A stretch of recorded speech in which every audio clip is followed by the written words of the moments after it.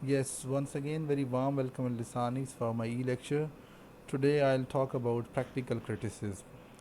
Practical criticism का जब हम नाम लेते हैं तो आई ए रिचर्ड्स का नाम हमारे जहन में आता है.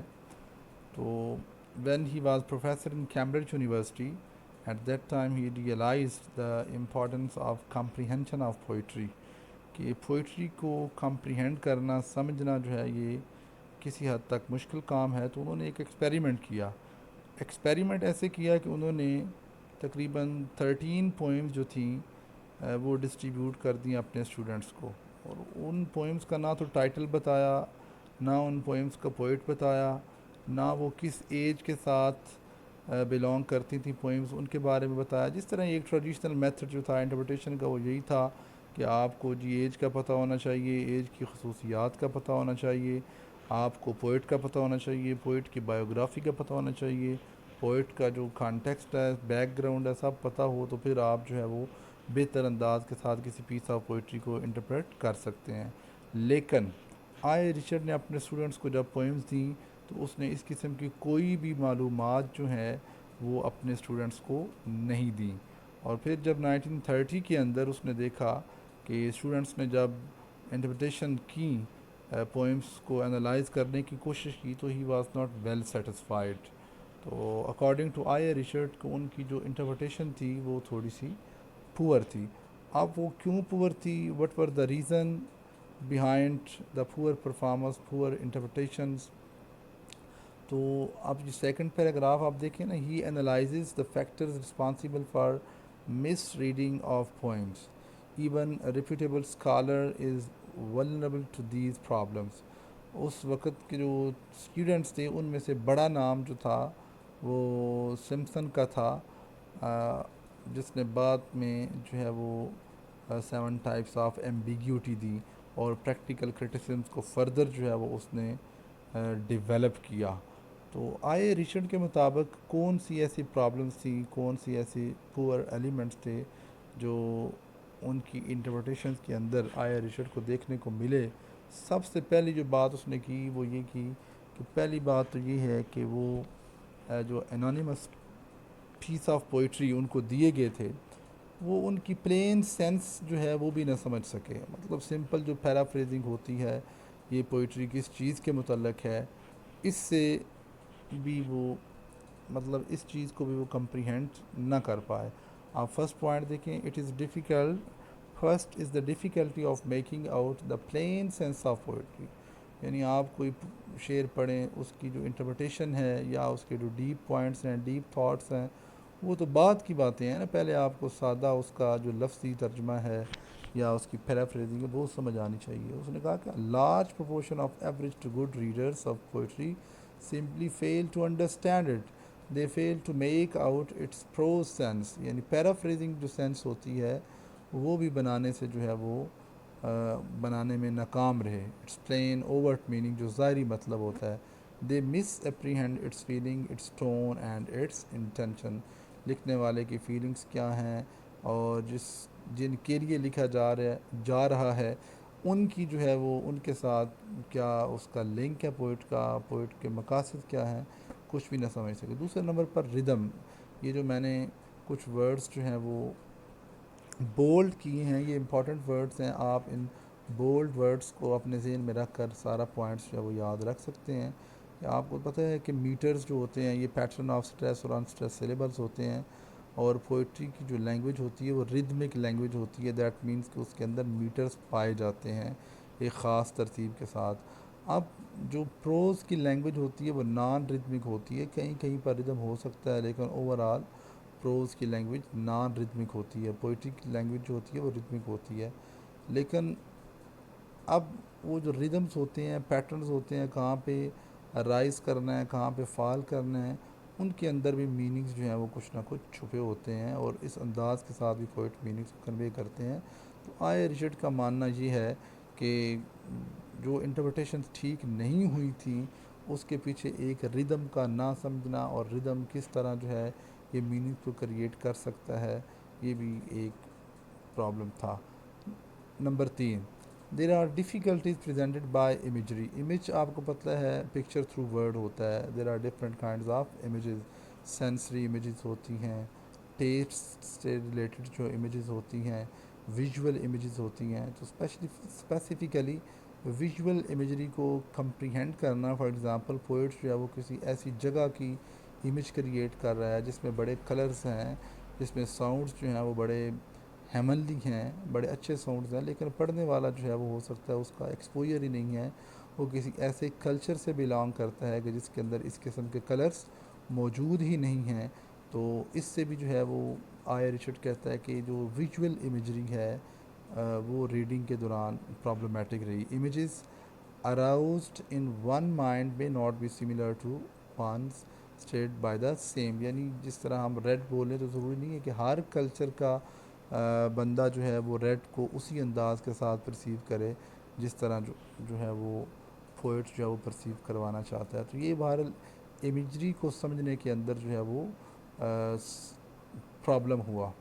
अब आप ये सारे पॉइंट्स भी नोट करते जाएं, इसका मतलब ये है कि आया रिचर्ड बेसिकली ये भी चाहता है कि सिर्फ वो बंदा ही सही इंटरप्रिटेशन कर सकता है जिनको इन बातों का इल्म हो, इमेजरी का पता हो, सिमली का पता हो, मेटाफर का पता हो, कंट्राडिक्शंस जो हैं उनका पता हो, हाइपरबली जो है उसका पता हो, ये फर्दर जो पोइटिक डिवाइसेस हैं, फिगर ऑफ स्पीच हैं, इनके बारे में अच्छे तरीके से जानकारी होगी। तो only in that case common man could be able to understand or interpret piece of poetry. Number 4 पे निमोनिक्स irrelevancies। अब सम टाइम आपको पता है निमोनिक्स से मुराद ये है कि आप कुछ एसोसिएशंस कायम कर देते हैं चीज़ों को याद रखने के लिए। अब पोइट जो है उसकी फॉर एग्ज़ाम्पल आप देखें वर्ड्सवर्थ है, उसने एक वो रेफरेंस कायम किया, टिंटन एबी का उसने कायम किया कि फ़लाँ जगह पे गया और फ़लाँ जगह से उसको फिर दोबारा यादें, ये एक एसोसिएशंस कायम हुई। तो ये निमोनिक्स को समझने में, एसोसिएशंस को समझने के अंदर जो है जो रीडर था उसको प्रॉब्लम्स हुए। अब वो निमोनिक्स या पर्सनल भी हो सकती हैं, प्राइवेट हो सकती हैं। तो क्योंकि राइटर अपने अंदाज के साथ एसोसिएशन कायम कर रहा है, ये भी एक प्रॉब्लमेटिक रहा। फिर सम टाइम यूँ होता है कि जजमेंट्स जो होती हैं वो पहले से ही हमने बनाई होती हैं किसी चीज़ के बारे में, स्टॉक रिस्पॉन्सेज होते हैं। कोई पोएम पढ़ी तो उसके बारे में हमने एक आइडिया कायम कर लिया, तो उसी सेम सब्जेक्ट के ऊपर फॉर एग्ज़ाम्पल लव जो है उसके ऊपर हमने एक अपना आइडिया कायम कर रखा है। We have developed our own idea on the concept of love. जिस तरह हम देखते हैं कि मुख्तलिफ़ लोगों से पूछा जाए, कोई कहते हैं जिसे इश्क खलल है दिमाग का, कोई कहता है जी शायद इसी का नाम मोहब्बत है शैफ्ता, एक आग सी अंदर लगी हुई है। किसी से पूछे वो कहता है कि निगाहें बोलती हैं बेतहाशा, मोहब्बत पागलों की गुफ्तगू है। किसी और से पूछे वो कहेगा कि ये वो नगमा है, मोहब्बत के लिए कुछ ख़ास दिल मखसूस होते हैं, ये वो नगमा है जो हर साज पे गाया नहीं जाता। किसी और से पूछे तो वो कहेगा कि जी मोहब्बत पढ़ी या पढ़ाई नहीं जाती, ये वो हकीकत है जो समझाई नहीं जाती। और किसी से पूछे तो वो कहेगा कि जो है बहरहाल मैं इसको मज़ीद जो है वो आगे नहीं बढ़ाता। तो ये स्टॉक रिस्पॉन्सेज होते हैं कि पहले से ही आपका एक प्री कंसीव्ड नोशन बना होता है, तो उस सब्जेक्ट से रिलेटेड जब कोई नया वर्क आप पढ़ते हैं तो उसी किस्म की इंटरप्रिटेशन जो है वो फिर आप कर देते हैं। तो सेंटिमेंटलिटी नंबर 6, ये बाज़ औक़ात किसी एक ख़ास सब्जेक्ट के साथ एक्सेसिव इमोशंस जो होते हैं वो बंदे के अटैच होते हैं, तो फिर उसकी इंटरप्रिटेशन जो है वो on the basis of excessive emotions हो जाती है। फिर हार्डनेस ऑफ हार्ट और also perils to understanding poetry, ये भी एक हर्डल है कि आप जो है वो दिल से चीज़ों को नहीं समझते, आप दिमागी तौर पर लॉजिकल जो है वो चीज़ों को लेते हैं, तो उससे भी जो है वो अंडरस्टैंडिंग के अंदर फ़र्क जो है वो आ सकता है।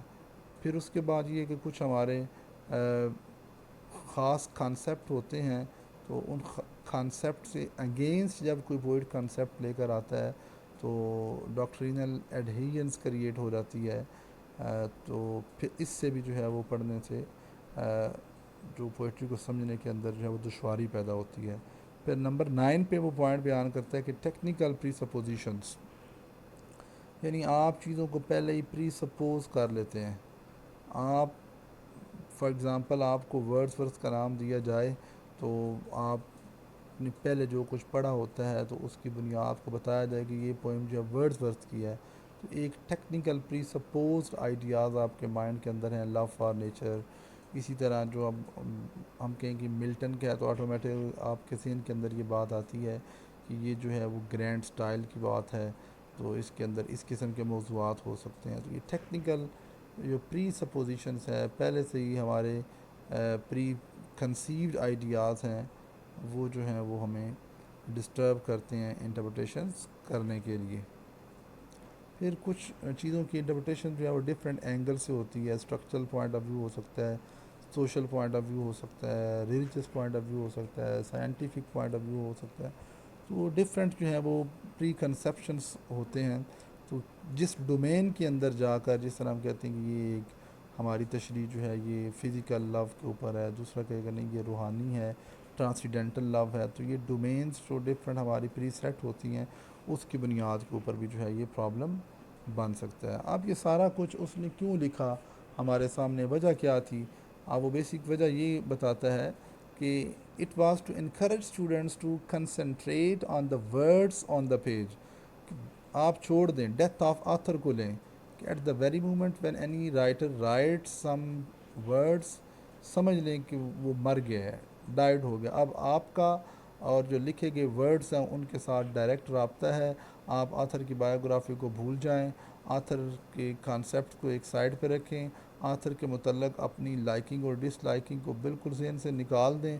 ये सारी जो हैं यूँ समझें कि ये मालूमात जो हैं ये इम्प्योरिटीज़ हैं जो आप की तशरीह जो है, इंटरप्रिटेशन जो है उसको प्योर नहीं रहने देंगी। तो इस तरफ बेसिकली वो कहता है कि फ़ोकस करें टेक्स्ट के ऊपर, फ़ोकस करें रिटन वर्ड्स के ऊपर, फ़ोकस करें उसके काम के ऊपर। तो जो आपकी फीलिंग्स उसके वर्ड्स को पढ़कर बनेगी वो जो है वो उसकी रियल इंटरप्रिटेशन होगी। अब वो कैसे सही बन सकती है, किस किस पॉइंट्स को, किस कितने टाइप्स के मीनिंग्स उसने बताए हैं कि इस तरह हमने कलेक्टिव मीनिंग्स जो हैं वो पोइट्री में से निकालने हैं। इसी को बेसिकली जो है वो प्रैक्टिकल क्रिटिसिज्म, क्रिटिसिज्म क्या होता है? क्रिटिसिज्म यही होता है two point out positive and negative points, right. तो वैसे हम जब भी क्रिटिसिज्म का लफ्ज़ बोलते हैं तो हम समझते हैं कि शायद सिर्फ नेगेटिव पॉइंट्स को ही देखना होता है, ऐसी बात नहीं है। Richards concludes that the critical reading of poetry is an arduous discipline. ये एक मुश्किल काम है, आसान काम नहीं है। The lesson of all criticism is that we have nothing to rely upon making our choices but our self. हमारे पास जो है वो अपनी ज़ात ही है और वो वर्ड्स हैं, हमने इनका आपस में रब्ता करवाना है और फिर जो है वो इंटरप्रिटेशन जो है वो सामने आएगी, ना कि एक्सटर्नल फैक्टर्स को हमने इंटरप्रिटेशन करने के लिए इन्वॉल्व करना है, राइट। अब वो फर्दर कहता है जी, आप देखें ये, यस मैं इसे थोड़ा सा बड़ा कर देता हूँ, ये ज़रूरी है, सॉरी, ये शायद आपके लिए आप विजिबल होंगे words, yes. He says poet writes to communicate and language is the means of that communication। ज़ाहिरी बात है, पोइट कुछ बात कम्युनिकेट करने के लिए लिखता है। किस में लिखता है? लैंग्वेज के ज़रिए लिखता है। लैंग्वेज में क्या होते हैं? वर्ड्स होते हैं, साउंड्स होते हैं। इसका मतलब ये है कि पोइट जो कहना चाहता है वो वर्ड्स में कहता है। इसका मतलब ये है कि words are important, language is important, language is made of words. तो लिहाजा लैंग्वेज को समझना क्या है जी, ज़रूरी है। तो वो कहता है कि लैंग्वेज के ज़रिए हम जो है वो 4 काइंड ऑफ मीनिंग्स हैं, या आप समझ लें कि these are 4 kind of effective factors which contribute in the comprehension of meaning of text। ये 4 फैक्टर्स हैं जी, इनको समझने की जल्दी से कोशिश करते हैं। सबसे पहली बात ये है कि जी सेंस है। सेंस क्या होती है कि speaker, what is said by the speaker, speaker ने कहा क्या है, स्पीकर का मौजू क्या है, किस सब्जेक्ट के ऊपर वो बोल रहा है। यानी जो जब जो उसने पहला पॉइंट कहा ना कि प्लेन सेंस ऑफ पोइट्री, तो लोगों को पता ही नहीं चलता कि बात किसके मतलब हो रही है। सम टाइम ऐसे भी हो जाता है, पोइट्री की लैंग्वेज इस अंदाज के साथ होती है, क्योंकि सम टाइम ये प्रोज़ और पोइट्री की लैंग्वेज अंडरस्टैंडिंग जो है वो डिफरेंट होती है। प्रोज़ के अंदर जो लिखा होता है आप उसके लिटरल मीनिंग लेते हैं, लेकिन पोइट्री के अंदर चीज़ें जो हैं वो तज़ाद वाली हो सकती हैं। तो सेंस बेसिकली क्या है कि आप जो है वो what is said by the speaker, what is said by the poet. दूसरे नंबर पर फीलिंग है, ये मैंने रेड किया है कलर इसका, ये द मोस्ट इम्पॉर्टेंट वर्ड्स हैं इसके। फीलिंग से क्या मुराद है कि राइटर का एटीट्यूड क्या है towards the subject, right. For example जिस तरह अभी मैंने लव के ऊपर मुख्तलिफ अशार पढ़े हैं, किसी की कोई राय है, किसी की कोई राय है, किसी की कोई राय है। फॉर एग्ज़ाम्पल अगर लिबर्टी की बात है तो राइटर फुल लिबर्टी चाहता है या सर्टन जो रिस्ट्रिक्शंस जो हैं उसके ऊपर रखता है। तो ये एटीट्यूड है किसी एक ख़ास सब्जेक्ट के ऊपर। फॉर एग्ज़ाम्पल ये हम विलेज लाइफ के ऊपर क्या एटीट्यूड है, वर्ड्सवर्थ का अलग है, बाकी जो पोइट्स हैं कुछ और उनका अलग अलग जो है वो हो सकता है। सब्जेक्ट के मतलब क्या एटीट्यूड है। फिर नंबर 3 है हमारे पास आती है टोन, ये भी एटीट्यूड है, लेकिन this attitude is towards listener, जो सुनने वाले हैं उनकी तरफ क्या एटीट्यूड है। आप देखें कि जैसे जैसे लिसनर चेंज होते हैं, अगर पोइट बोलने वाला जो है वो हबीब जैसा हो तो फिर हाकम के साथ जब बात करेगा तो और अंदाज से होगी, जब रियाया के साथ बात करेगा तो और अंदाज के साथ बात होगी। तो ये जैसे जैसे स्पीकर जो हैं अपनी ऑडियंस को देखते हैं उसके साथ साथ उनका एटीट्यूड जो है वो चेंज होता। तो इंटरप्रिटेशन के दौरान हमने ये भी देखना होता है कि उस पोइट का सब्जेक्ट की तरफ क्या एटीट्यूड है, इन द सेम वे उसका जो है वो जो ऑडियंस है, जो रीडर है, जो लिसनर है, उसकी तरफ उसका क्या एटीट्यूड है। और इन द लास्ट जो है that is intention. Intention mean speaker का पर्पस क्या है, ऑब्जेक्टिव क्या है, मोटिव क्या है, वो इंटेंशन क्या रखता है, वो किस बात को वाज़ह करना चाहता है। तो ये चीज़ें जो हैं, चार चीज़ें जो हैं वो कहता है कि 4 काइंड ऑफ मीनिंग्स होते हैं।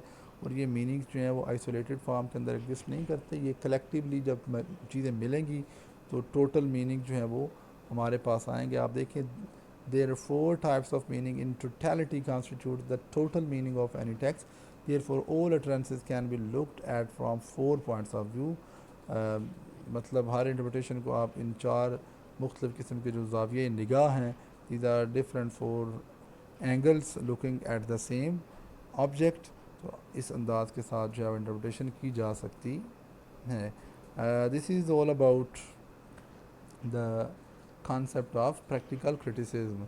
अब इसमें हमने चीज़ें सीखी क्या हैं। सिंपल सी बात है कि आई रिचर्ड ने एक्सपेरिमेंट किया।